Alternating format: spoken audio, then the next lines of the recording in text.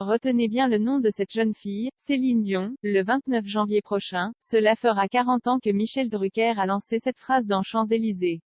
En ce début d'année 1983, la jeune chanteuse québécoise n'avait pas encore 15 ans et venait chanter son tube de l'époque d'amour ou d'amitié.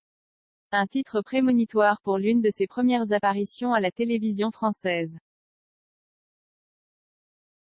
4 décennies après, l'animateur n'a rien oublié. En coulisses, il y avait sa maman et René Angélil que je connaissais un peu déjà.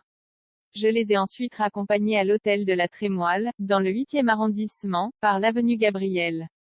Sur le chemin, j'ai très vite compris qu'une relation fusionnelle existait entre Céline et René, révèle-t-il dans le numéro 1500 de Gala publié ce jeudi 10 mars. Dans ce numéro exceptionnel consacré à la célébrité de nos jours, l'homme de télévision, visionnaire, confie avoir tout de suite compris que cette alliance était faite pour durer.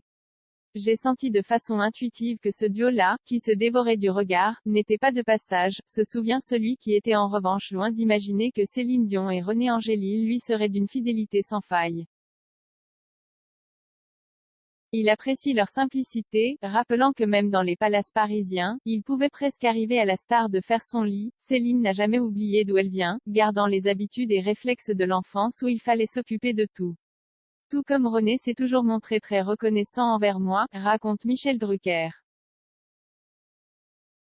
À chacun de leurs passages à Paris, ils me proposaient 3 heures d'antenne, même si ma chaîne n'était pas le sponsor officiel de Céline, explique-t-il en guise d'exemple.